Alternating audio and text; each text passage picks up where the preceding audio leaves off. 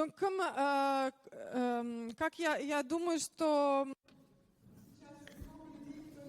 Donc, je pense qu'il y a beaucoup de personnes qui nous ont rejoints, qui n'ont pas été présentes lors de notre session de tout début. Donc, je vais me représenter pour ceux qui ne me connaissent pas encore. Je suis Olga Prokopieva, je suis directrice de l'association Russie Liberté, créée en 2012.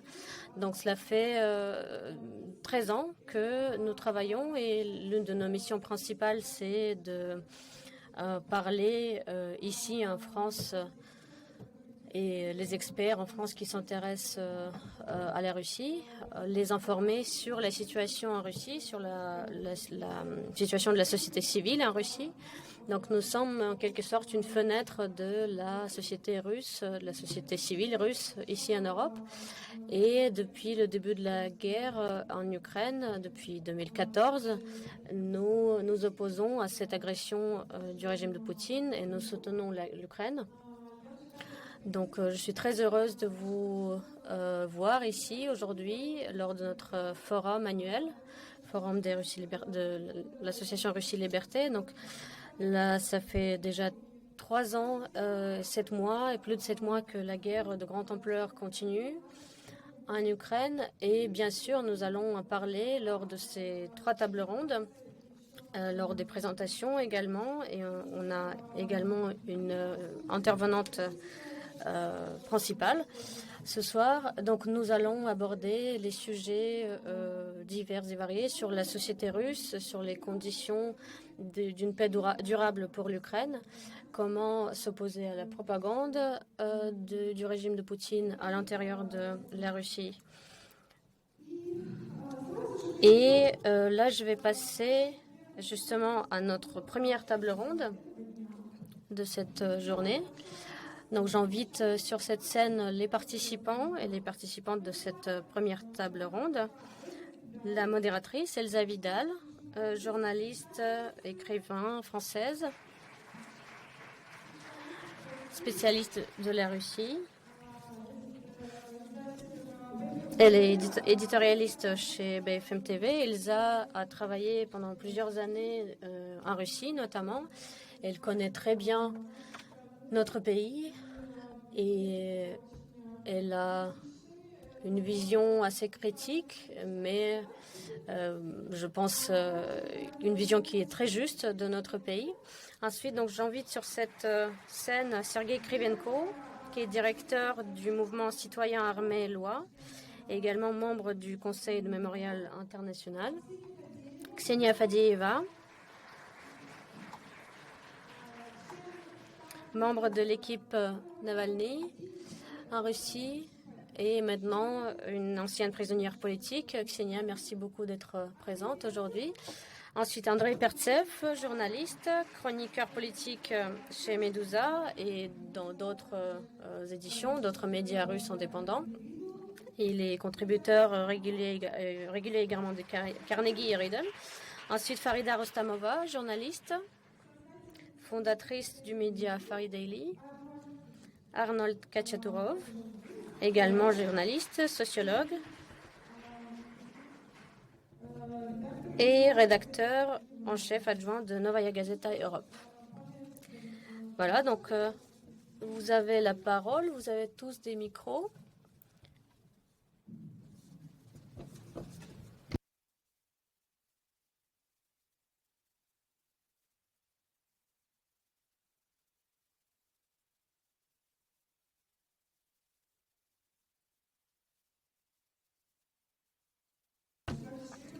Merci beaucoup. Je suis très contente d'être ici et surtout avec des personnes aussi importantes. Donc moi, je vais me présenter brièvement. Moi, j'ai été directrice du département de l'espace ex-soviétique chez les Reporters sans frontières. Ensuite, oui, pardon, un peu plus lentement. Il faut que je parle un peu plus lentement. Oui.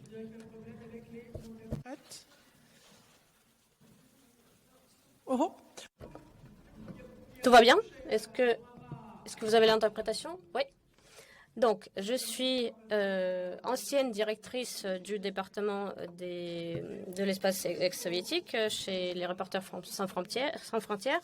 Maintenant, je travaille chez BFM TV. J'écris des livres, des articles sur la Russie, surtout en ce qui concerne les opinions des Russes actuellement sur ce qui se passe, donc sur la guerre. Et nous allons parler de comment la guerre impacte la société russe, les opinions, l'opinion publique et également les élites fédérales, régionales. Et nos invités vont en parler plus en détail.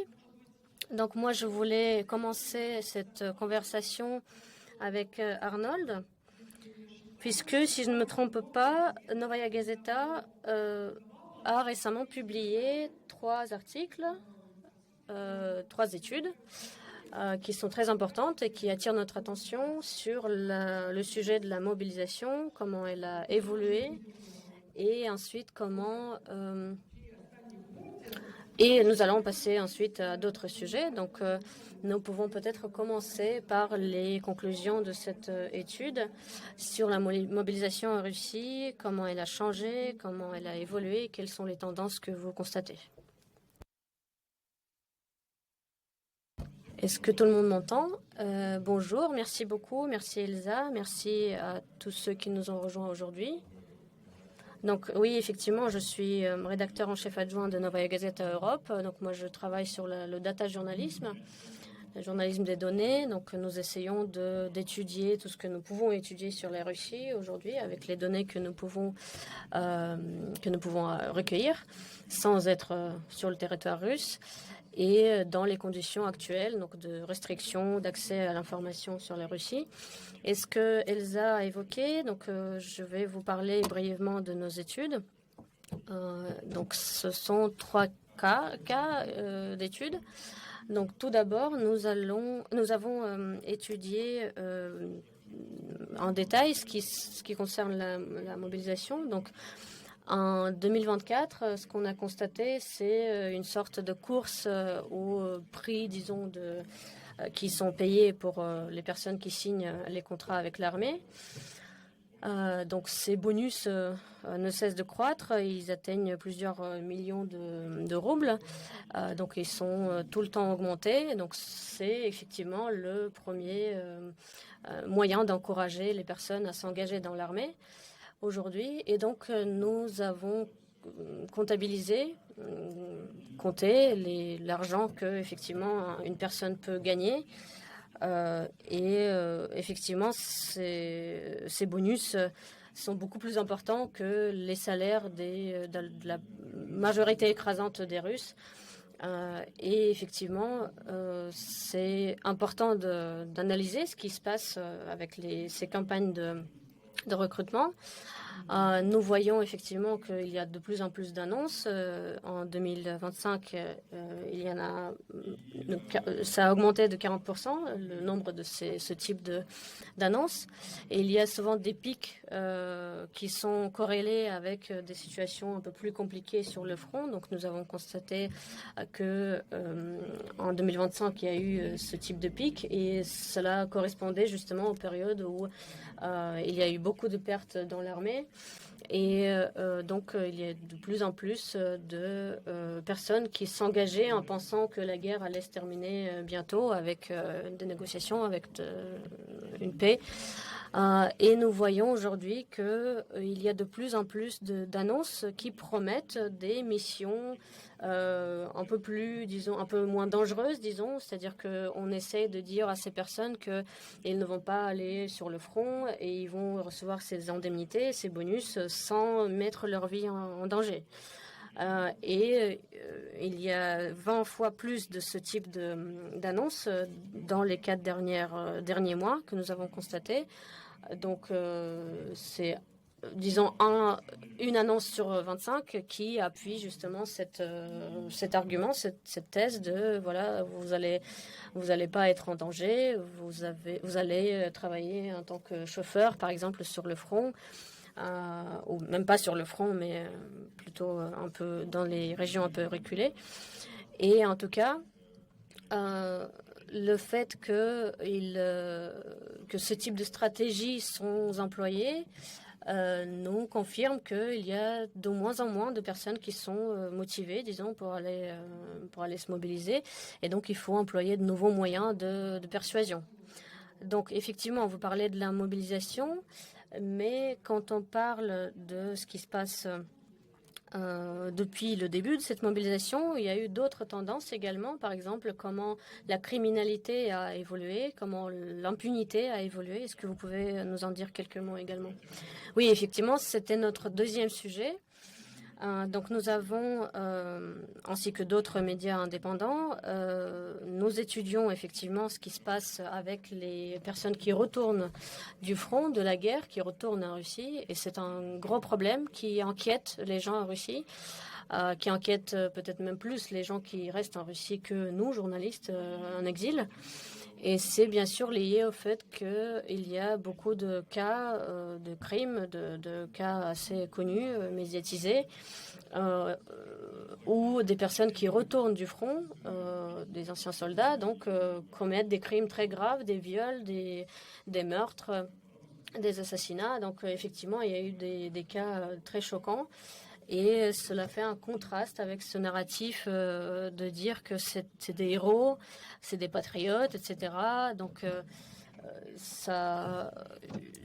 et c'est lié aussi à différents types de problèmes psychologiques que ces personnes ont en retournant à leur vie civile après avoir participé à la guerre. Donc c'est lié également au fait qu'il y a eu beaucoup de prisonniers qui ont été mobilisés, envoyés au front. Donc il y a à peu près 3500 verdicts déjà qui ont été prononcés à l'adresse de ces personnes qui, par exemple, qui désertent l'armée, tout simplement.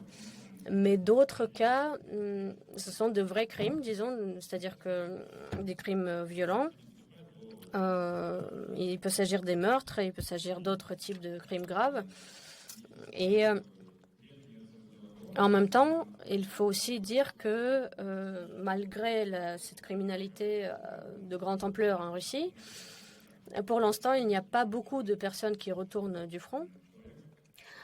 Donc, si la population de la Russie, c'est 140 millions de personnes, même s'il y a des milliers de meurtres, c'est pas forcément énorme par rapport à la population en général. Donc, on constate effectivement qu'il y a des tendances à la hausse, mais si on y prête attention, c'est parce qu'il y a des cas qui sont médiatisés. Donc, effectivement, on parle également des personnes qui commettent des crimes, qui sont condamnées. Et s'il s'agit des personnes qui retournent des fronts, des anciens combattants, ils ont des peines beaucoup moins lourdes que d'autres personnes. Donc, par exemple, ils sont 2 fois plus souvent condamnés à des amendes au lieu d'emprisonnement ou d'autres types de peines plus légères. Ou alors, il y a eu un cas, par exemple, où un vétéran a battu sa femme et comme il avait reçu une médaille au front, il n'a pas été condamné ou alors il a reçu une peine très légère. Et donc, quand on dit également que ces vétérans commettent des crimes, on dit souvent que c'est parce qu'on l'a provoqué, parce qu'on a porté atteinte à sa dignité, à ses sentiments. Et donc, justement, il peut ne pas être condamné pour les faits qui sont souvent assez graves. Donc, de fait, nous constatons qu'il y a aujourd'hui des conditions, disons, particulières de la justice qui est rendue à l'égard de ces anciens combattants. Et cet argument de provocation, de bagarre, disons, avec ces vétérans, effectivement, ça me rappelle l'argument des autorités qui disent que cette guerre avec l'Ukraine, et souvent c'est évoqué d'ailleurs dans les discours officiels, justement, cet argument est utilisé pour justifier la violence à l'égard de l'Ukraine. Et là, c'est utilisé aussi pour justifier la violence commise par des vétérans. Donc, quels sont ensuite les moyens de protester aujourd'hui en Russie? Est-ce que vous avez, si j'ai bien compris, vous avez également étudié cela? Oui, effectivement, c'est notre troisième étude, justement. Donc, nous avons étudié ce qui se passe avec la société civile en Russie actuellement. Donc, nous voyons dans les sondages officiels que le potentiel de protestation diminue. En même temps, nous savons que ces sondages ne sont pas très fiables et il faut toujours chercher des sources alternatives d'informations, de statistiques, d'études. Donc, c'est assez compliqué d'avoir des informations justes, véridiques. Donc, effectivement, il n'y a pas de protestation de masse politique, etc.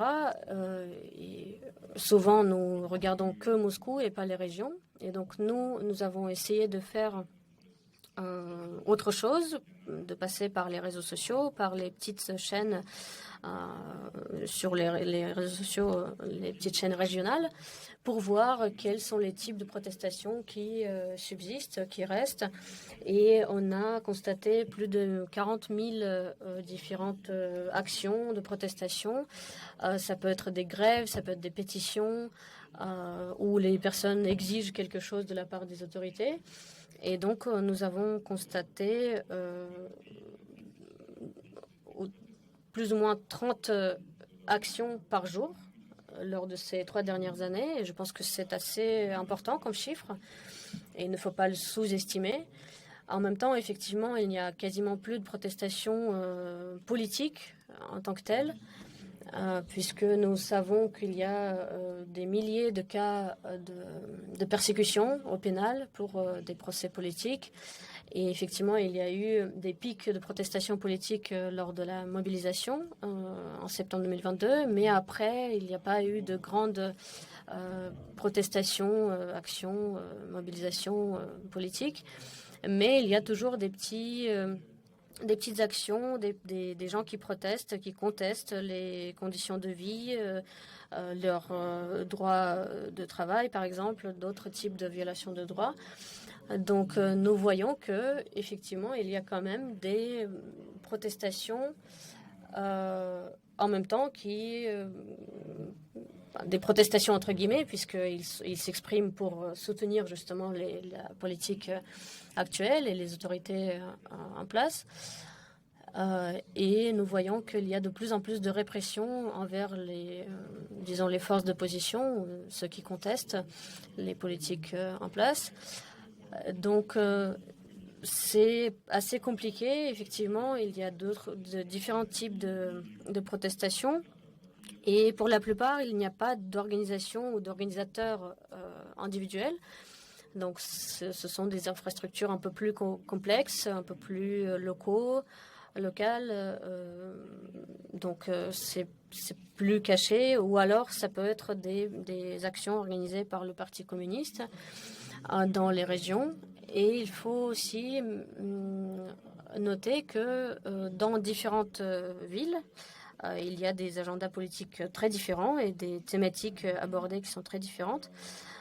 Donc, ça peut être lié aux conditions de vie. Par exemple, le problème des décharges, le problème de construction massive, par exemple à Saint-Pétersbourg ou dans d'autres villes. Donc, il y a quand même de la vie citoyenne, disons, qui subsiste en Russie, même si elle est beaucoup moins politique ouvertement.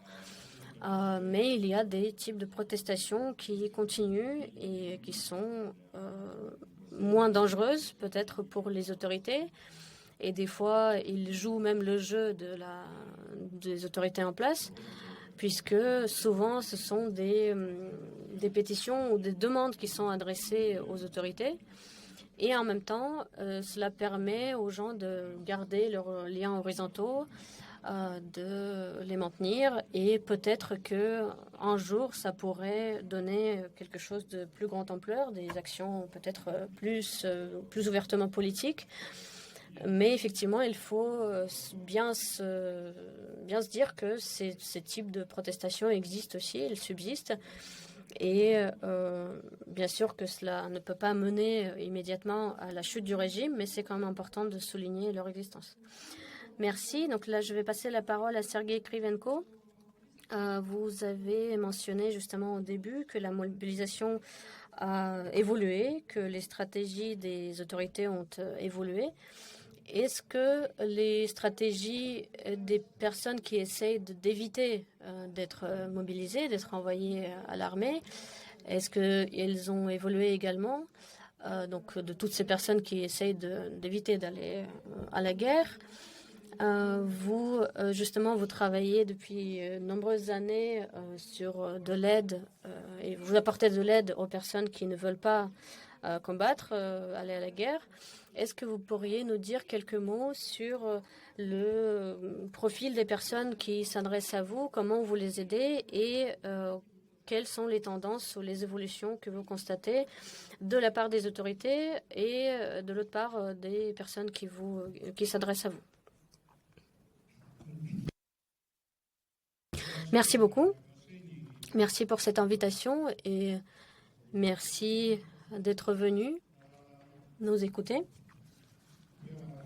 Donc moi, effectivement, je suis directeur d'une association de défense des droits humains qui a plus de 25 ans d'expérience en Russie. Donc nous avons travaillé sur l'aide aux personnes qui sont conscrites, aux personnes qui sont mobilisées. Et avec le début de l'invasion de grande ampleur de Russie en Ukraine, nous nous sommes concentrés, bien sûr, sur l'aide aux personnes qui essaient d'éviter d'aller sur le front. Et c'est ce que je voulais évoquer aujourd'hui avec vous. Et effectivement, moi, je considère que aujourd'hui, refuser d'aller à l'armée, de s'engager à l'armée, c'est une forme de résistance au régime de Poutine. C'est une forme de résistance qui existe. Même si ces cas ne sont peut-être pas tellement nombreux au sein de la Russie, et ça ne peut pas changer la situation d'une manière générale, mais cela existe. Et c'est quelque chose que c'est un choix que les personnes peuvent faire, de ne pas faire leur service militaire. En même temps, c'est effectivement très compliqué. Donc, moi, je peux vous expliquer brièvement comment cela se passe. Donc, comment sont recrutées des personnes pour remplir les rangs de l'armée russe. Donc, vous avez les campagnes d'appel pour les conscrits, donc les jeunes entre 18 et 30 ans, puisque cet âge a été augmenté. Donc, le service dure 1 an. Et les autorités ne les envoient pas vraiment au front, mais ils sont quand même dans des régions près du front, ou alors ils peuvent se retrouver aux frontières, où ils peuvent être tués également. Ensuite, la deuxième façon, c'est le recrutement des personnes qui sont appelées à signer un contrat avec l'armée russe. Et c'est sur la base du volontariat, normalement, d'après la législation russe. Et ces personnes qui signent des contrats avec l'armée, donc c'est la plupart des gens, justement, qui sont aujourd'hui sur le front en Ukraine, qui combattent. Et la troisième façon, c'est la mobilisation. Donc c'est l'appel dans le cadre de la mobilisation. Donc c'est une mesure à part. Et cette possibilité avant la guerre était vue comme une sorte de rudiment, que ça ne pouvait pas revenir, que les autorités n'allaient pas faire appel à cette façon de remplir les rangs de l'armée, puisque la dernière campagne de mobilisation, ça datait de l'époque soviétique. Et effectivement, à l'époque, l'armée était constituée de telle manière que avec cette mobilisation, l'armée, le nombre de soldats pourrait croître très rapidement. Et cette structure de l'armée, elle consistait de différentes parties, différents corps, où il y avait des soldats qui devaient être appelés dans le cadre d'une mobilisation, d'une campagne de mobilisation. Et en 2008-2012, il y a eu une réforme de l'armée, appelée la réforme de Serdyukov, qui était assez contestée, assez controversée, mais l'une des mesures, c'était justement le renversement, disons, de ce modèle de mobilisation. Donc, il y avait donc tous ces bureaux et toutes ces infrastructures de mobilisation avaient été démantelées. Et cela a entraîné des problèmes justement qui ont été constatés lors de la mobilisation du septembre 2022. Où on a constaté un manque de matériel, un manque d'infrastructures et d'autres types de problèmes, disons, technologiques que le ministère de la Défense a dû résoudre très rapidement. Mais effectivement, nous avons constaté que cette mobilisation n'avait pas été préparée, en tout cas en amont. Donc la mobilisation a été déclarée le 21 septembre 2022. Du point de vue juridique, cette mobilisation n'a jamais été stoppée, terminée. Donc il n'y a pas eu de décret de fin de mobilisation. Et donc en automne de l'année 2022, il y a eu 300 000 appelés, 300 000 mobilisés.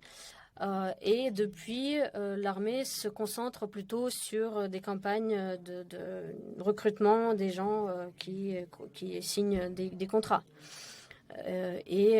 Effectivement, cette campagne elle est très compliquée parce qu'il y a de moins en moins de personnes qui signent des contrats.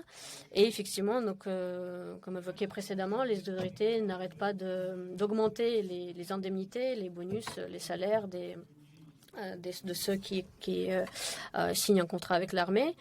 Et donc, il y a eu plusieurs vagues de campagnes adressées aux migrants, aux personnes dans les prisons. Donc, il y a eu des campagnes et que nous avons suivies de notre côté, puisqu'il y a tout le temps des personnes qui s'adressent à nous pour que nous les aidions. Puisqu'il y a eu des cas très graves, par exemple des gens qui ont été menacés de mort s'ils ne signent pas un contrat avec l'armée, ou alors il y a eu des rafles justement pour capturer, disons, des personnes qui doivent ensuite signer des contrats avec l'armée. Et souvent, cela concerne des migrants qui obtiennent la nationalité russe et tout de suite, on leur dit que si tu ne signes pas un contrat avec l'armée russe, on va te retirer ta citoyenneté russe récemment acquise.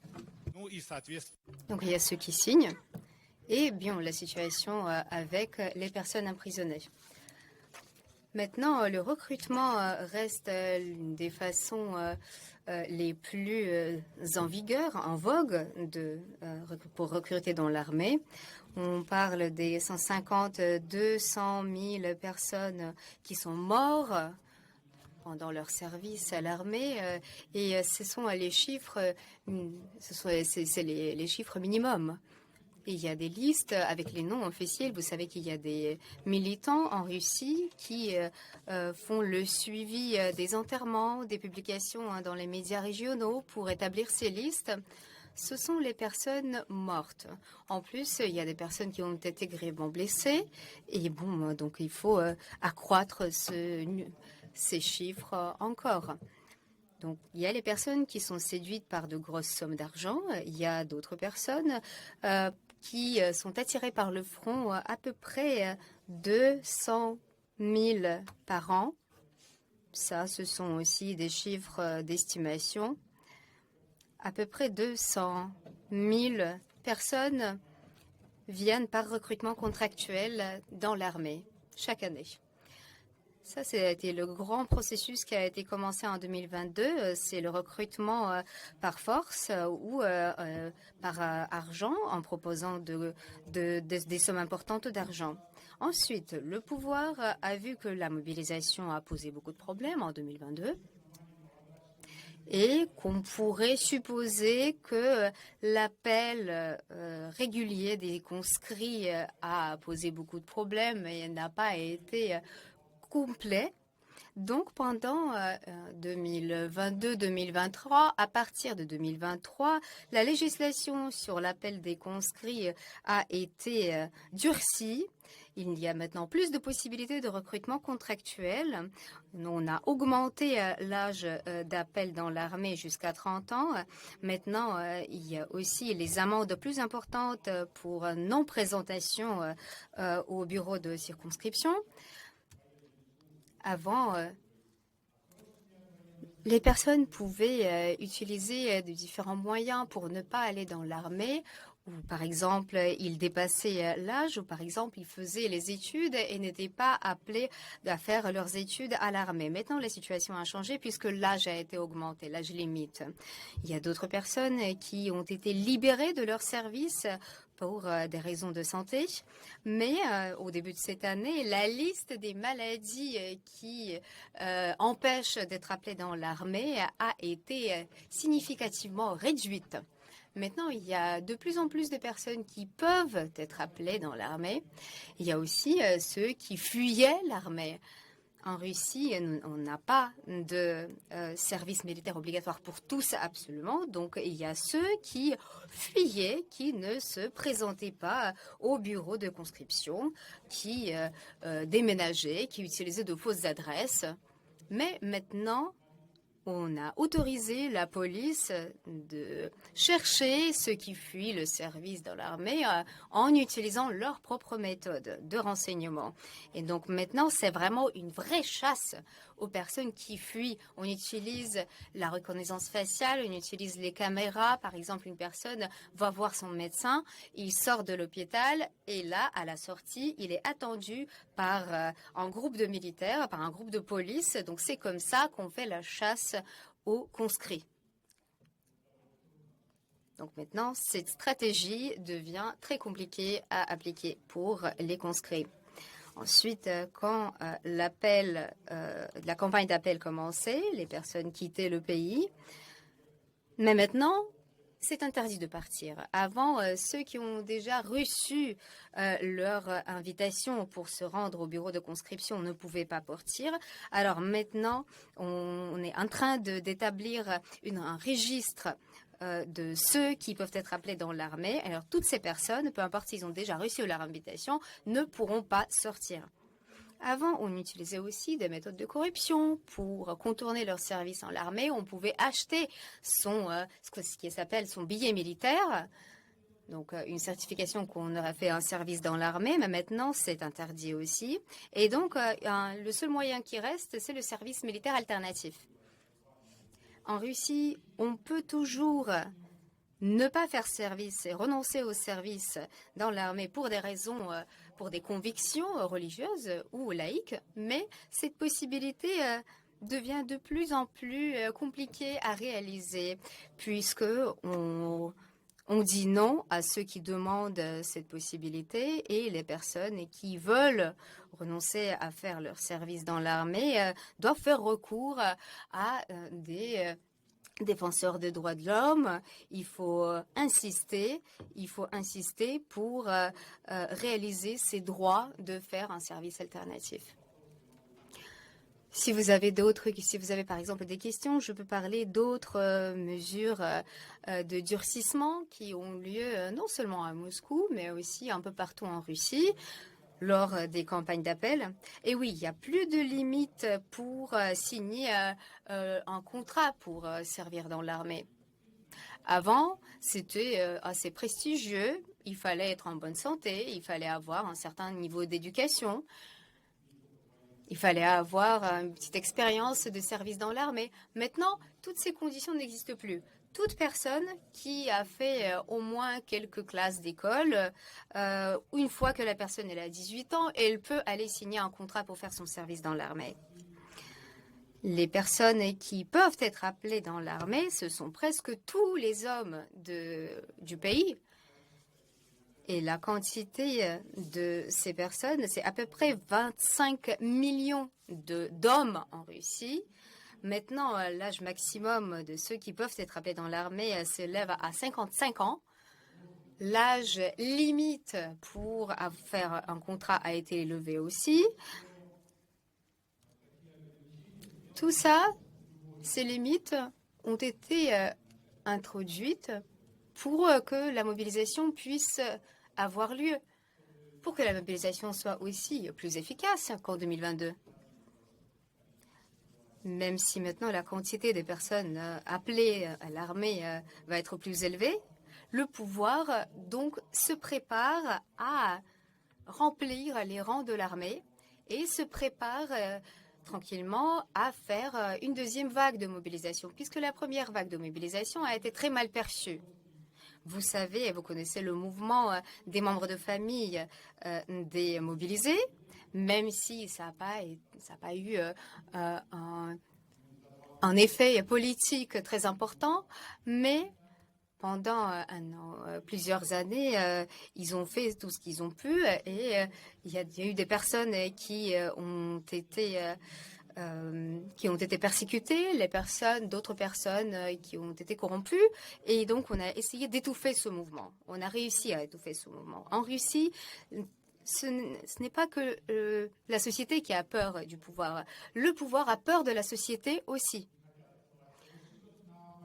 Donc, le pouvoir évite d'envoyer les nouveaux conscrits au front parce que ça énerve la population.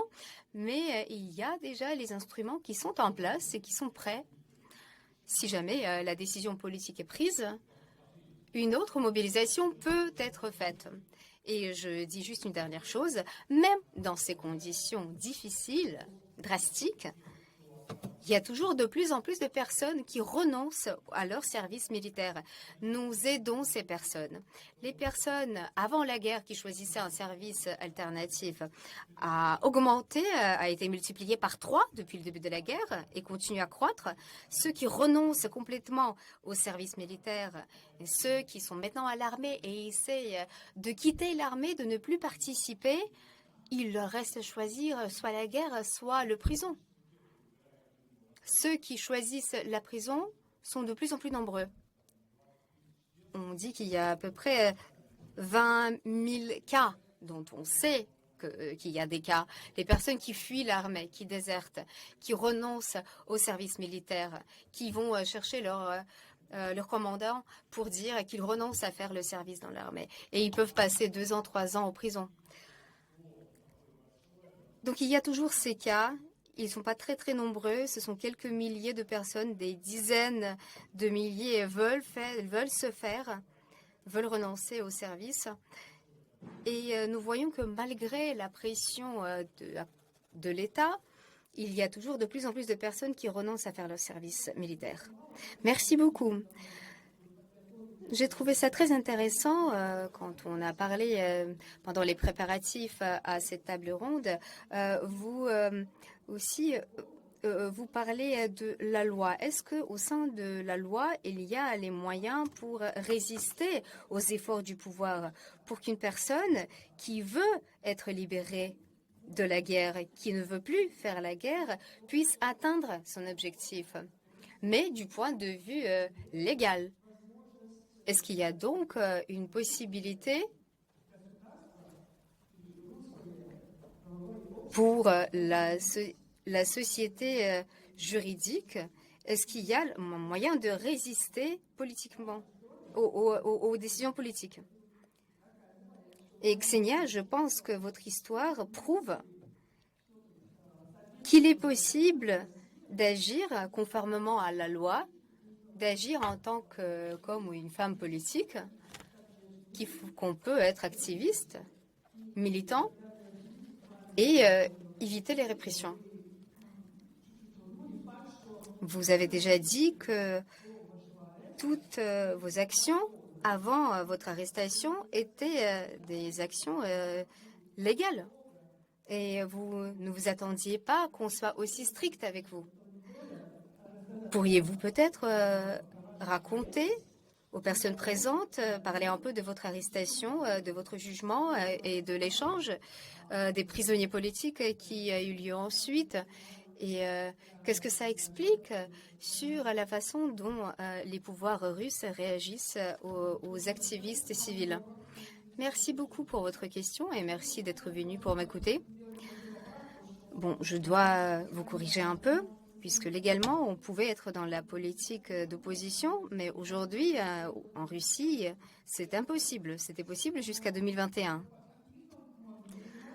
On peut toujours être militant, mais quand je parle de la politique, je parle d'un travail de système. Par exemple, la participation aux élections. En Russie, formellement, il y a toujours, de facto, il y a des élections. On peut y participer. Mais bien évidemment, ce n'est pas du tout le même niveau de liberté qu'on avait même en 2020, quand j'ai été élue en tant que députée. Et bon, je ne vais pas vous raconter toute mon histoire, je ne suis pas sûre que ça soit très intéressant. J'étais coordinatrice de l'équipe de Navalny entre 2021 et de 2017 et 2021 à Tomsk. Et on a toujours perçu nos actions comme des actions légales. C'était un parti politique qui n'a pas été registré officiellement. 9 fois, Alexei a essayé d'enregistrer officiellement notre parti, mais on nous a toujours dit non, pour des raisons assez ridicules. Je pense que c'est la structure d'opposition qui était la structure la plus forte à l'époque. Et on était dans le champ légal à 100%. Donc pendant ces 4 années de travail, je parle de notre ville. Le pouvoir et les structures de l'ordre nous critiquaient pour, par exemple, l'organisation des mouvements ou des événements publics. Mais sinon, nous avions un bureau ouvert, on pouvait venir nous visiter, nous n'étions pas renfermés quelque part en train de faire des cocktails Molotov. Non, pas du tout. Donc, avec nos collègues, nous avons décidé de participer aux élections. Moi, j'ai présenté ma candidature à la Douma de la ville de Tomsk avec mes collègues. Ça fait très étrange d'y penser, c'était il y a quelques années. Donc, nous nous sommes présentés comme des candidats indépendants. On nous a laissé participer aux élections et je pense que le pouvoir régional l'a bien regretté puisqu'il s'attendait à ce qu'on ait 2% de vote et ça serait tout. Donc ici, on revient aux questions de légalité. Qu'est-ce qui peut être plus légal que de participer aux élections? C'est normal, c'est naturel.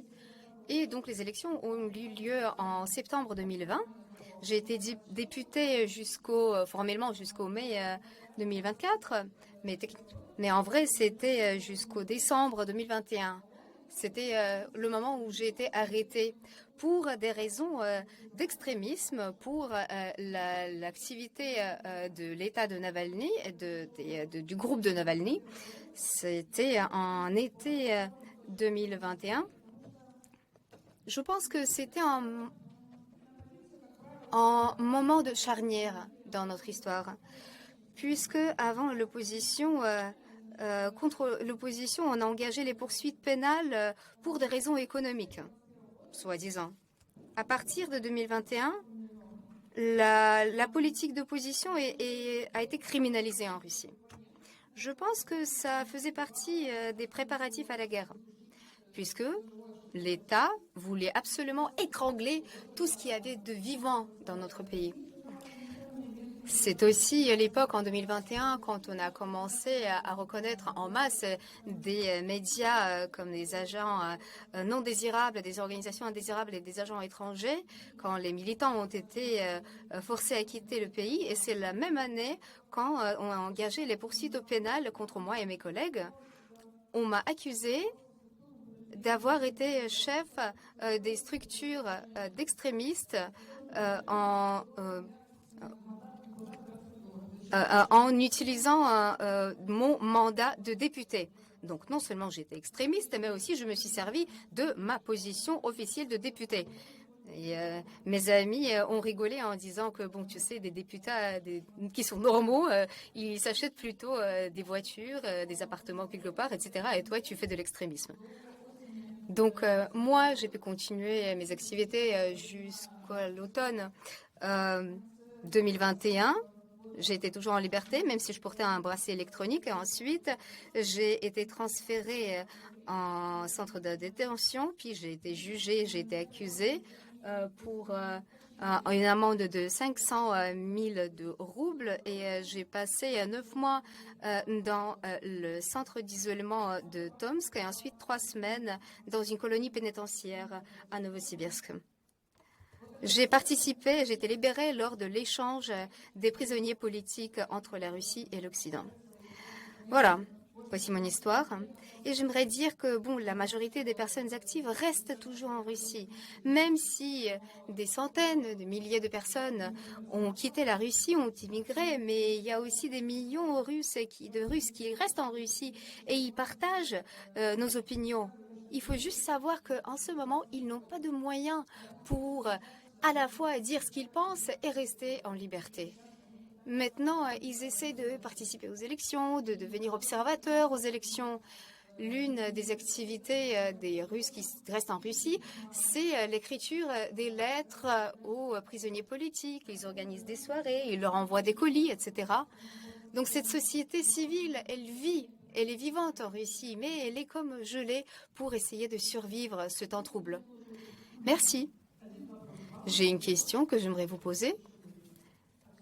Dans le contexte de ce que nous avons déjà dit, les Français, on a du mal à comprendre qu'il y a la société civile, mais qui agit en dehors du cadre de nos activités habituelles, les activités habituelles pour les Français.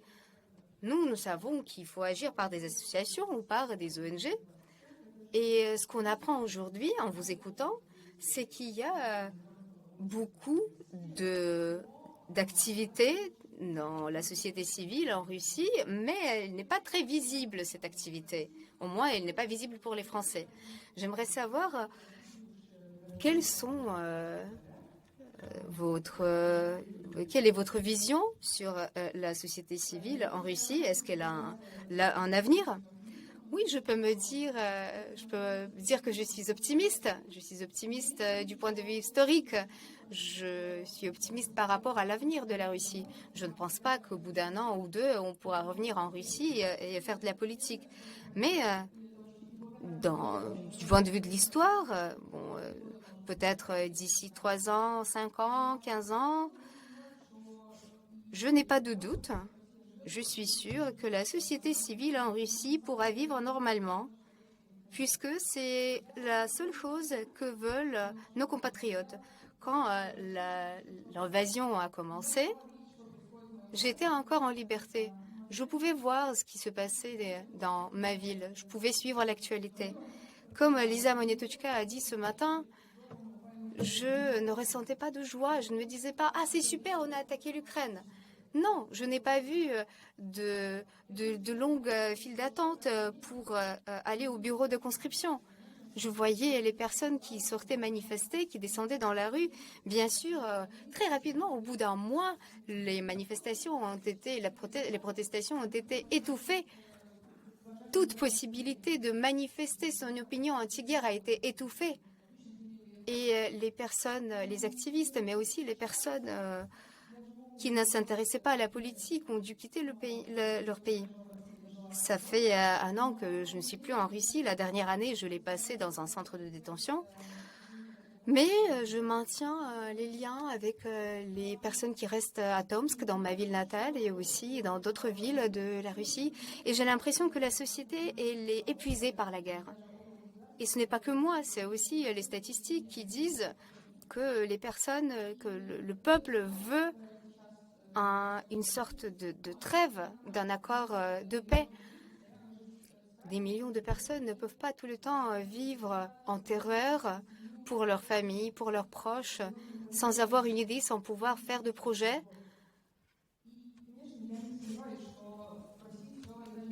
Et je suis sûre que ça ira mieux en Russie. J'ai une petite expérience en tant que députée, en tant que participante aux élections. On a participé aux élections en été 2020. Et les élections municipales, vous savez, j'avais une petite circonscription de 12 000 de personnes et il fallait que à peu près 1200 personnes votent pour moi pour que je gagne les élections. Et j'ai passé l'été en marchant dans les rues de Tomsk avec une grande boîte avec des bulletins d'information, avec ma photo. Je parlais avec des gens, avec des habitants de la ville. Et bien sûr, on sait que généralement, on est entouré par des personnes qui partagent les mêmes opinions que nous. Alors que quand je sortais dans la rue, quand je descendais et que je parlais avec les gens, je parlais avec les gens avec des opinions diverses et variées. Et je n'ai pas caché que j'étais coordinatrice du groupe de l'équipe de Navalny et que je participais en tant que candidate d'opposition. J'ai parlé avec des centaines de personnes, ou peut-être une ou deux ont dit quelque chose comme ah, c'est l'Amérique, les États-Unis qui vous ont payé pour que vous fassiez ça. Je pense que maintenant, la société ressent ce manque des politiciens, des hommes et des femmes politiques qui leur parlent directement. Donc moi, j'ai participé aux élections municipales, donc on a parlé des choses très concrètes, des problèmes de transport, des problèmes des hôpitaux, des problèmes dans les écoles pour assurer les infrastructures de qualité, etc. Et j'ai l'impression que en Russie, maintenant, je suis sûre que les gens qui vivent en Russie, ce sont les mêmes gens qui vivent en France, qui vivent en Lituanie, en Allemagne.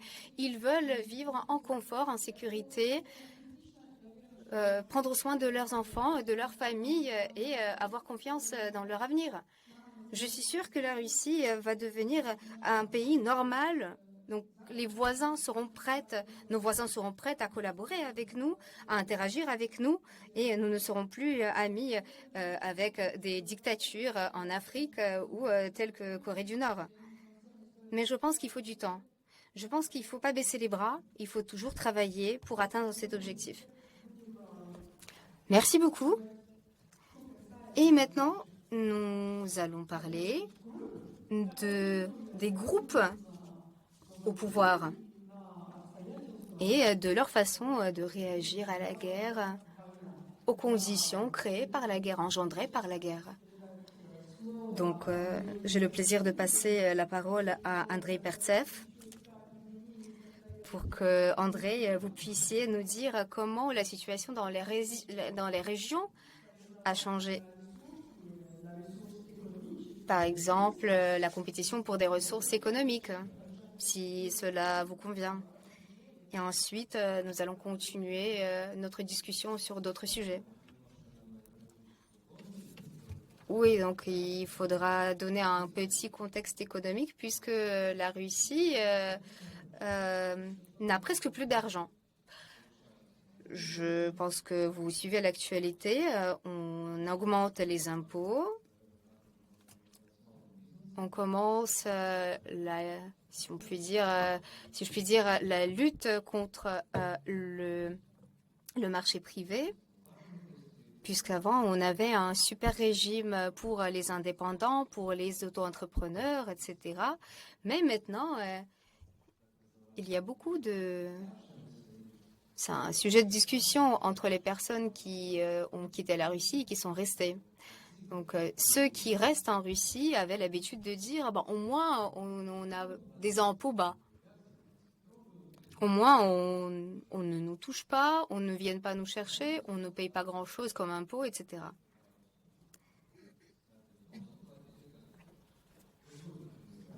Et bien sûr, il y a maintenant un grand trou dans le budget. Si on voit le budget fédéral, le trou n'est pas énorme, mais si on doit regarder les budgets régionaux, ça devient plus compliqué. Par exemple, une région, la République de Komi, pourquoi est-ce que je prends cet exemple? C'est une région naturellement assez riche. Ils ont du gaz et ils ont du pétrole. Il y a des usines de raffinement, donc il ne manque pas d'argent. ils sont assez aisés. Si vous êtes déjà allé à Syktyvkar, c'est très intéressant. Vous pouvez voir les Land Cruiser et d'autres voitures de luxe sur les avenues de la ville. Donc tout ça est lié à la production de pétrole et de gaz, comme je vous ai dit. L'année dernière, ils ont adopté un budget avec un déficit de presque 12%. Donc il leur manquait plus de 10% de leur budget. Ce déficit s'élève à peu près à 14 milliards de roubles, si je ne me trompe pas. Donc, ils vont terminer cette année avec un déficit sûrement encore plus large, de 20 à 23%. Ça peut aller jusqu'à 30%. En Yakoutie, une autre région traditionnellement assez riche et aisée, et assez représentative, a commis, et il n'y a pas encore eu de réduction drastique, mais en Yakoutie, on réduit les subventions pour la prévention des incendies, pour d'autres services publics. Donc la situation a l'air assez préoccupante. Qu'est-ce qui s'ensuit? Il y a de moins en moins de personnes qui veulent devenir chefs de région. Donc, ceux qui représentent le système bureaucratique, ils ne sont pas très attirés par des postes de gouverneurs dans des régions qui manquent d'argent. C'est assez évident. Le pouvoir fédéral dépense de plus en plus d'argent pour la guerre. Donc, les régions ont de moins en moins d'argent. Et ce sont même les médias russes contrôlés par l'État qui disent la même chose. Si on lit les agences contrôlées par le gouvernement, ils disent que les grandes entreprises, et ils ne parlent pas de petites entreprises, mais les grandes entreprises qui travaillent dans les régions commencent à réduire la quantité d'heures de travail et les semaines de travail. Et cela concerne de telles entreprises comme le Kamaz ou les grandes entreprises, les grandes usines automobiles. Donc nous voyons que cela concerne notamment des entreprises qui ont des commandes d'État militaires, des commandes militaires, ou qui ont des commandes publiques. Donc par exemple, Kamaz, il vend des camions, non seulement pour des objectifs civils, mais pour l'usage militaire également. Donc normalement l'État devrait les soutenir, mais cela ne se passe pas toujours très bien. Et la dernière information que j'ai vue dans ce contexte, c'est une usine à Tikhvin qui est passée d'une semaine de 5 jours à une semaine de 2 jours. Donc effectivement, en même temps, les salaires sont rétrécis, sont réduits, et donc c'est ce que nous voyons dans plusieurs régions. Et on voit que les postes de gouverneur deviennent de moins en moins attractifs. Et souvent, quand on parle des personnes représentantes du pouvoir, nous discutons des décisions, justement, par exemple, dans des régions qu'on appelle des régions dépressives, il y a souvent des gens qui restent très longtemps sur les postes de maire ou de gouverneur parce qu'il n'y a pas d'autres personnes qui pourraient les remplacer. Il n'y a pas de jeunes qui seraient motivés pour reprendre ce poste. Et nous voyons que cela concerne aujourd'hui même le secteur privé, le monde des affaires, même les groupes d'élite. Je ne sais pas trop comment les appeler, les élites, puisque les élites, normalement, ils devraient participer à la prise de décision, mais ce n'est pas vraiment le cas en Russie. Mais en tout cas, on parle des hommes d'affaires très importants, alors des hauts fonctionnaires d'État, tous ceux qui nous parlent ou dans leur discours officiel, même lors des forums dans les régions, quand il y a des hommes d'affaires qui s'expriment, cela fait à peu près 1 an que souvent ils disent que le taux directeur est trop élevé, qu'ils ne sont pas contents, que il y a trop d'argent qui est dépensé pour la guerre, qu'il y a trop de mesures contre l'inflation, etc. Donc le business en pâtit. Et donc toutes ces personnes sont mécontentes, sont fatiguées. Et cela concerne pas seulement les gens, disons, ordinaires, mais aussi les hommes d'affaires, le monde des affaires et même la bureaucratie. Donc ils voient que la situation ne cesse d'empirer, ça devient de plus en plus compliqué de travailler et de vivre, et ils ne savent pas comment la situation évoluera dans les années à venir. Donc voilà, il y a une certaine fatigue et un souhait que cette guerre se termine et que la situation change. Donc je pense que l'année prochaine, avec cette augmentation des impôts, avec les nouveaux régimes pour le secteur privé, il y aura encore plus de mécontentement, plus ou moins cachés, et peut-être des revendications de terminer la guerre. Donc effectivement, on peut dire que les gens sont assez passifs dans leur comportement. Donc comment ils peuvent exiger quelque chose, ils peuvent s'exprimer. Parfois, donc, lors des forums, par exemple, industriels régionaux, ou lors du forum à Moscou, à Saint-Pétersbourg, donc les forums économiques, il y a par exemple le ministre de l'économie, Reshetnikov, qui parle de la situation dans l'économie russe qui n'est pas très bonne. Mais à la fin, il y aura toujours Poutine qui va s'exprimer en disant tout va très bien, et donc il ne va pas les écouter, bien sûr. Nous avons vu un certain optimisme parmi les élites russes, par exemple lors des négociations avec Trump. Donc il y avait un espoir que la situation change pour le mieux. Et ils espéraient peut-être que Poutine prendra en compte leurs espoirs, mais Poutine ne le fait pas du tout. Mais à part cela, à part ces processus-là, donc encore une fois en ce qui concerne les élites en Russie, il y a aussi un autre processus qui se développe d'une façon assez active, et je parle ici des purges qui concernent les élites et qui s'accroissent. Donc, est-ce que vous pourriez en dire quelques mots également de ces purges, de ces arrestations, etc. Donc, quelles sont les personnes concernées? Oui, merci beaucoup pour cette question. Merci à toutes les personnes qui se sont réunies aujourd'hui. Vous êtes très nombreuses et c'est impressionnant.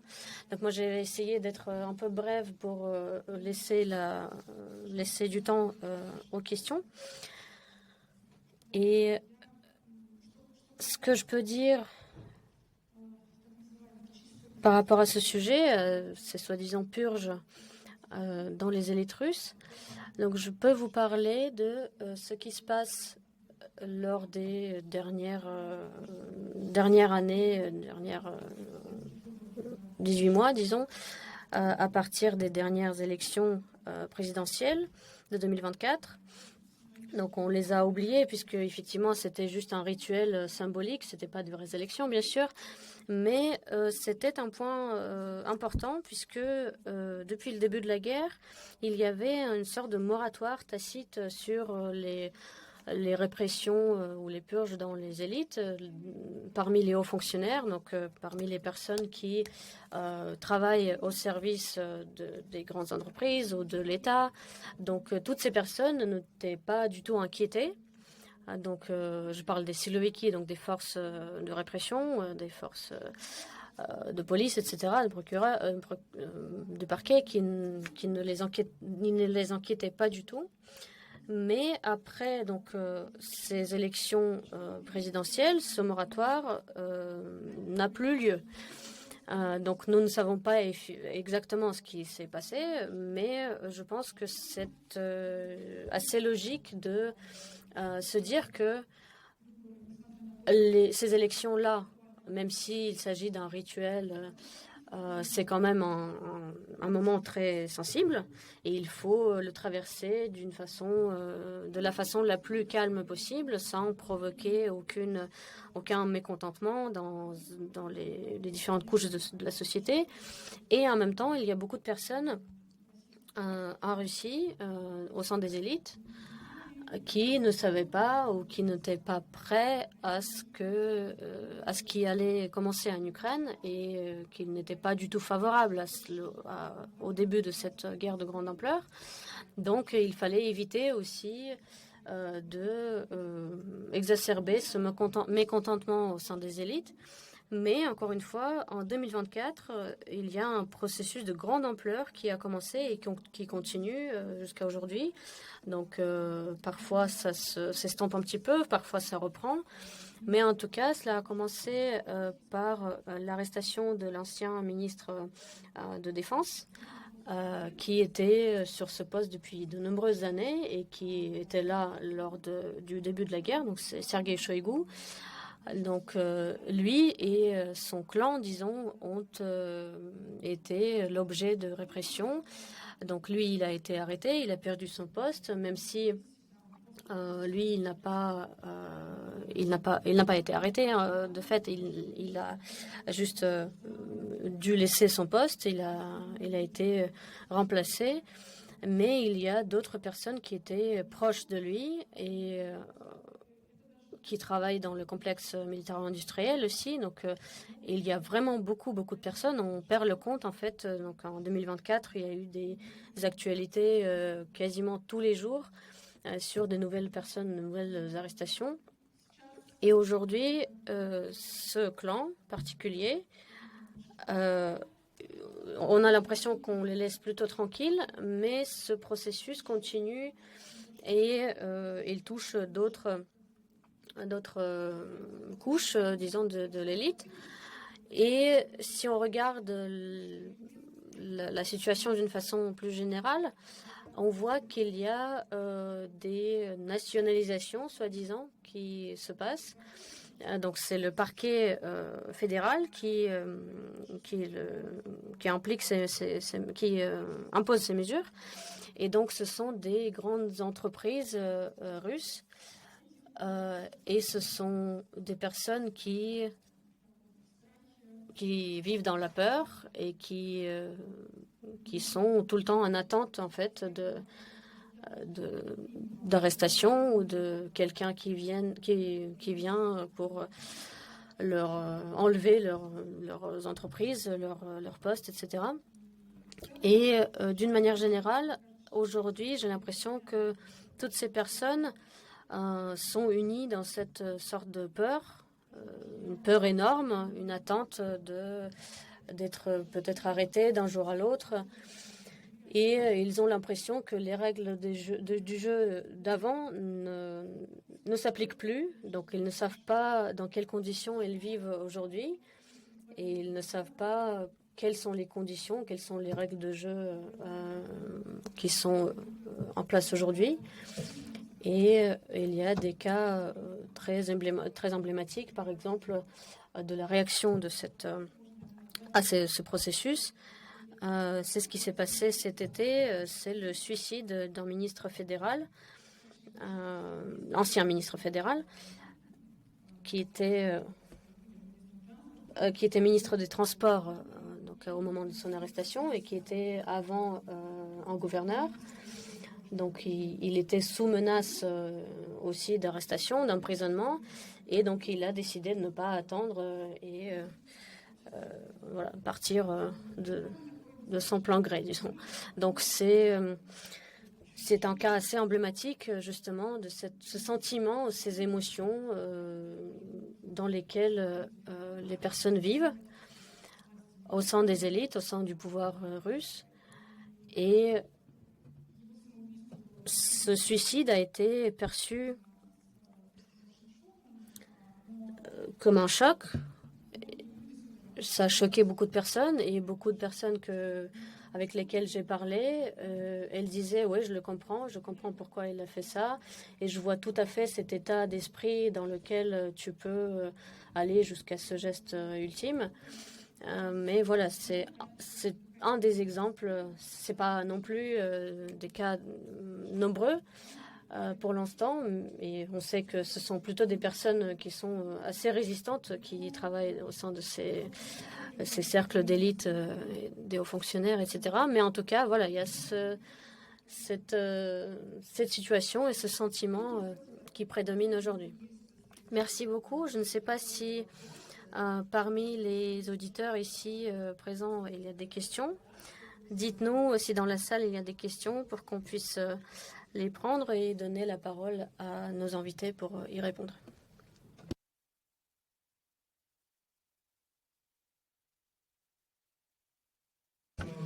Merci beaucoup aux participants de cette discussion. C'était très intéressant.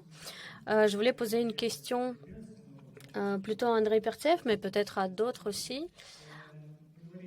Donc, vous avez parlé de l'économie et effectivement, on voit que les sanctions fonctionnent d'une certaine manière. Donc, il y a beaucoup d'argent qui est dépensé pour la guerre et les pouvoirs sont en train d'essayer de faire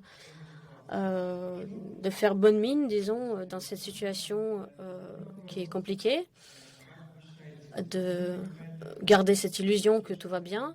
Donc, est-ce que vous pensez qu'il y a un point de non-retour pour les citoyens ordinaires en Russie et aussi pour les représentants de cette élite, entre guillemets, donc un point de non-retour où ils se diraient, voilà, là, il faut vraiment partir ou il faut vraiment quelque chose, ou alors vous pensez qu'il y a tellement de peur et de répression qu'il n'y aura aucune réaction?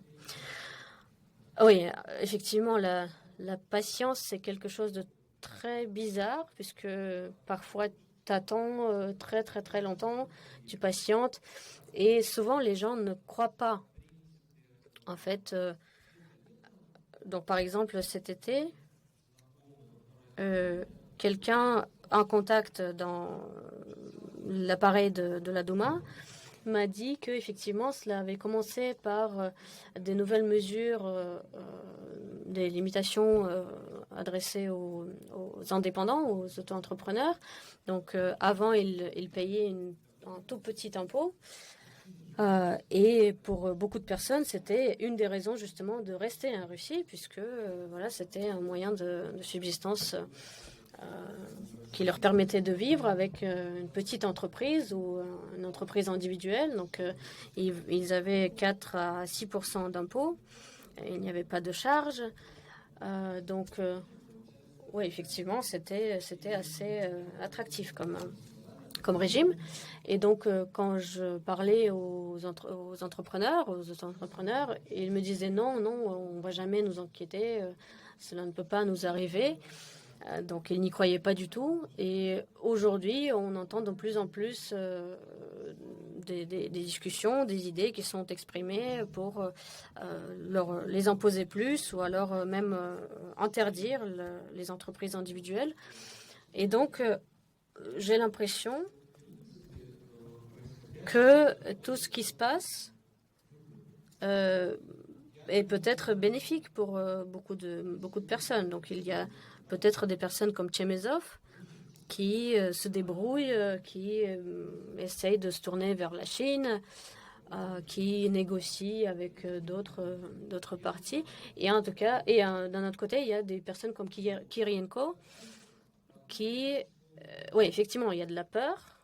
Donc, il y a Poutine et il y a son système qui se maintient. Mais comment ce système pourrait s'effondrer? Seulement si les choses s'empirent vraiment. Et peut-être qu'il y aura une sorte de fenêtre de possibilité, d'opportunité, mais personne ne le dira. Et moi, j'ai l'impression que beaucoup de personnes sont en train d'attendre peut-être pour avoir une opportunité plus tard, peut-être pendant une période de chute, d'effondrement, de faire quelque chose. Est-ce que ce jour est proche? Je ne sais pas. Peut-être qu'il est proche. Donc, soit ça ira très mal et donc ce sera un pays très pauvre avec un régime très autoritaire, ou alors peut-être que ça pourrait devenir une sorte de situation où quelque chose peut vraiment changer. Mais là, dans ce cas-là, je ne sais pas qui arriverait au pouvoir.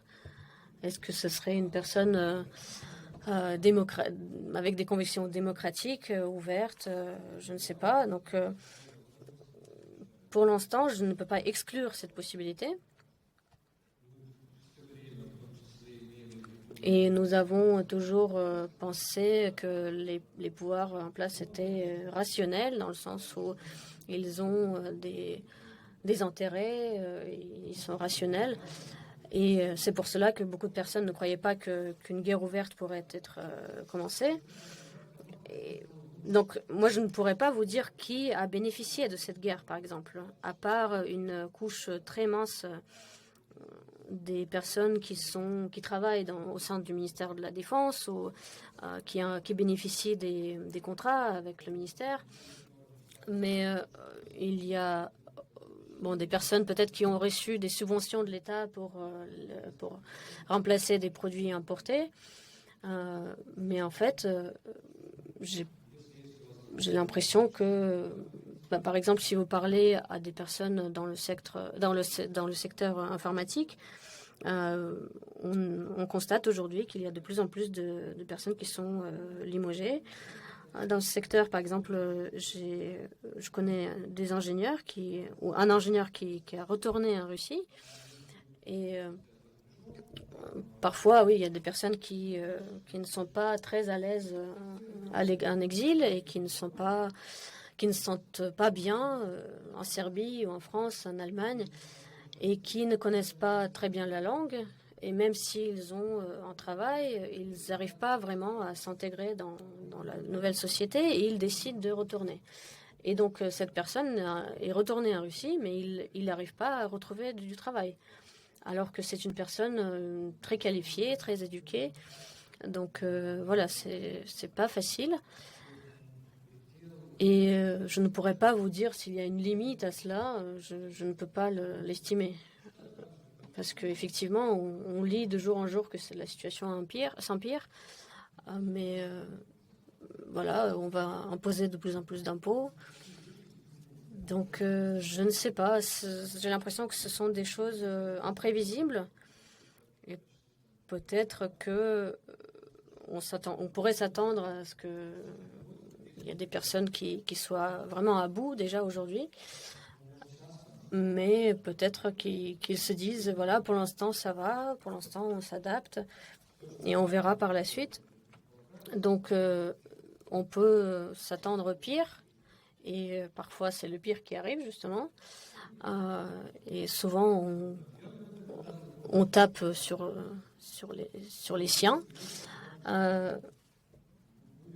Mais voilà, tout ce qui nous reste c'est d'espérer. Je ne crois pas que la Russie pourrait se retrouver dans une dictature vraiment extrême ou alors devenir vraiment une espèce de failed state, d'État qui échoue, parce que c'est quand même un pays du Nord et que j'ai l'impression qu'un pays du Nord ne peut pas devenir en fail state, parce que sinon il n'y aura plus de chauffage l'hiver et ça ne pourrait pas durer. Est-ce qu'il y a d'autres questions dans la salle? Oui, moi aussi j'ai une question sur l'économie. Effectivement, la question sur combien les élites sont prêtes à patienter ou à prendre leur mal en patience, parce qu'ils comparent leur situation avec ce qui était avant, avec ce qu'ils aimeraient avoir et avec ce qui existe aujourd'hui. Et donc moi, j'étais diplômée il y a longtemps, mais je me souviens que la dette extérieure est un paramètre très important. Et nous savons qu'en Allemagne, en France, aux États-Unis, cette dette peut atteindre 200% du PIB, alors qu'en Russie, cette dette reste très, très basse. Donc comment ils arrivent à maintenir ce niveau? Si je ne me trompe pas, la dette russe est 10 fois moindre que la dette française. Donc, c'est 15, si je ne me trompe pas, c'est 15% en Russie et 250% en France. Donc, en 2022, nous étions persuadés que les sanctions allaient être très rapides et très efficaces et que d'ici la fin de l'année, cela entraînerait l'effondrement de l'économie. Mais aujourd'hui, on voit que ce n'est pas du tout le cas et qu'il faut prendre en compte d'autres types de sources de revenus et qu'il faut effectivement payer les soldats ou ceux qui préparent les engins militaires. Et aujourd'hui, ils sont beaucoup plus payés, beaucoup mieux payés que les ingénieurs. Donc, en fait, souvent, on me pose ces questions. Par exemple, des personnes qui sont dans le monde des affaires. Mais comment Poutine il fait? Est-ce qu'il emprunte à quelqu'un? Comment il fait pour financer cette guerre qui est très coûteuse? Oui, merci beaucoup pour cette question. Je pense que cette réponse est assez simple, puisque la Russie est coupée de toute source d'emprunt extérieur. C'est pour ça qu'elle n'a pas beaucoup de dettes extérieures. Donc la France, par exemple, elle emprunte, et même si en France la situation est assez compliquée, assez particulière. Mais en tout cas, normalement, les pays européens, ils ont beaucoup plus d'opportunités d'emprunter à l'extérieur, à l'étranger. Donc c'est pour cela que, du point de vue économique, effectivement, la Russie ne pourrait pas emprunter, puisqu'il n'y a pas cette possibilité-là. Et en même temps, ça aurait été très coûteux. Et même la Chine, comme vous le savez, même si la Chine collabore beaucoup avec la Russie, mais il n'y a pas de transaction entre la Chine et la Russie qui pourrait être interprétée par l'Occident comme de la coopération militaire ou même comme de la coopération économique. Donc, parfois, ils refusent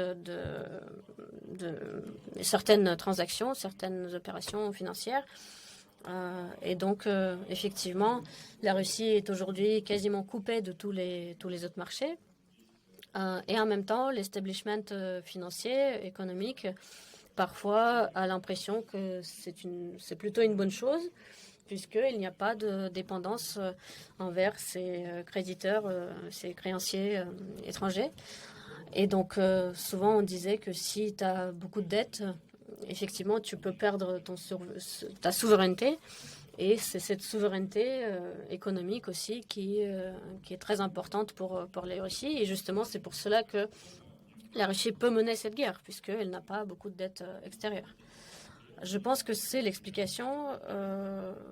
Et en même temps, l'économie russe ne s'effondrera pas dans les années qui viennent, même si elle n'emprunte pas massivement à l'étranger, parce qu'il y a d'autres sources de revenus.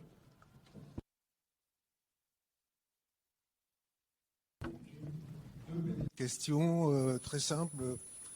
L'une s'adresse à Madame l'ex-coordinatrice de l'équipe des Navalny, concernant donc les positions que la veuve des Navalny a exprimées sur la Crimée, à savoir que la Crimée, elle appartient toujours à la Russie. Or, elle a revendiqué cette souveraineté par l'État ukrainien. Et la deuxième question, c'est au niveau, disons, un peu économique.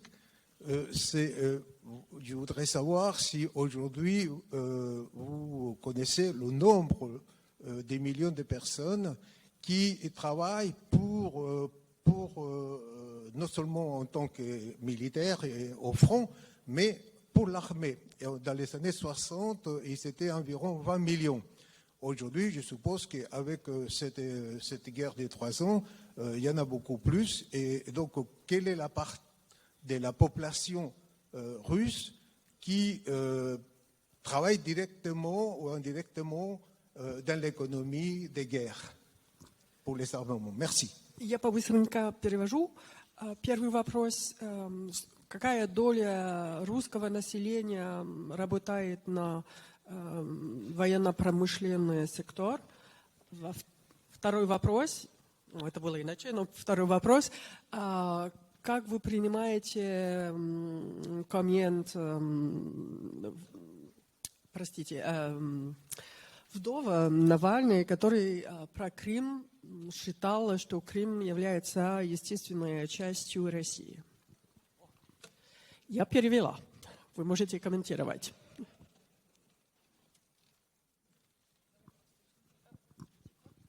Это ко мне вопрос? Кому хочется? Хорошо. Что касается, сколько населения России работает на оборонку, я не... En ce qui concerne la part de la population qui travaille pour le domaine militaire, ce n'est pas la majorité de la population, c'est sûr. Et par rapport à la position de Yulia Navalnaya, il faudra lui poser la question directement, puisqu'elle sera là ce soir. Je pense qu'il faudra lui poser la question directement, parce que je suis persuadée qu'elle n'a jamais dit une chose pareille, ni Alexei non plus. Et Alexei, en étant en prison, il soutenait toujours l'Ukraine et il utilisait ses discours justement lors des procès pour soutenir l'Ukraine et pour s'opposer à la guerre. Donc peut-être que c'est une question de traduction ou de mécompréhension, mais il faudra poser la question à Yulia. Donc on a encore peut-être une dernière question qu'on peut prendre. Oui, bonjour. J'ai une question par rapport aux études sociologiques dont vous avez parlé, sur le fait qu'aujourd'hui, il faut... Comment les rangs de l'armée sont remplis aujourd'hui? Est-ce que vous êtes au courant du fait que il y a une nouvelle tendance en Russie, c'est d'endetter la population et les faire passer devant la justice. Et donc, ce sont des hommes qui sont appelés par la justice et on leur propose, en fait, donc à ces personnes qui sont gravement endettées, on leur propose justement de résoudre ce problème en rejoignant les rangs de l'armée, en signant le contrat. Donc voilà pourquoi vous n'en avez pas parlé, puisque c'est assez récent et on n'en parle pas du tout. Et donc cela se passe actuellement, mais on n'en parle pas. Нет, такого вы не озвучили. Non, vous n'en avez pas du tout parlé, justement des dettes, des endettements. Нет, а это кон- Moi, je l'ai dit en général, non, mais ça c'est très concret. C'est quelque chose de très concret qui se passe tout le temps. Pourquoi? Et il n'y a pas une seule personne qui en a parlé. Moi, j'en ai parlé dans les traits généraux. Ça, c'est un cas particulier, très important, très concret. Mais quand j'ai dit qu'on fait le recrutement contractuel et qu'il y a 2 formes, qu'on attire les gens par l'argent, ouvertement, on incite les personnes de venir signer un contrat pour recevoir un paiement. Et deuxièmement, il y a aussi le recrutement par de la violence. Et la violence peut avoir des formes diverses. Et la violence administrative, elle existe aussi. Et ceux aussi qui ne payent pas plutôt leur pension alimentaire, on les appelle au bureau de recrutement, on les menace, on essaye de faire de la pression pour que la personne signe le contrat pour aller dans l'armée. Oui, il y a beaucoup de formes de violence, de pression. Le pouvoir essaye de faire le recrutement par tous les moyens, le recrutement contractuel par tous les moyens. On écrit, on parle de ça. On peut s'opposer à ça. On peut ne pas signer le contrat. Tout simplement, ne pas se laisser séduire par cet argent. Le peuple doit le comprendre et on en parle. Mais oui, c'est une tendance très importante. Merci beaucoup de l'avoir souligné.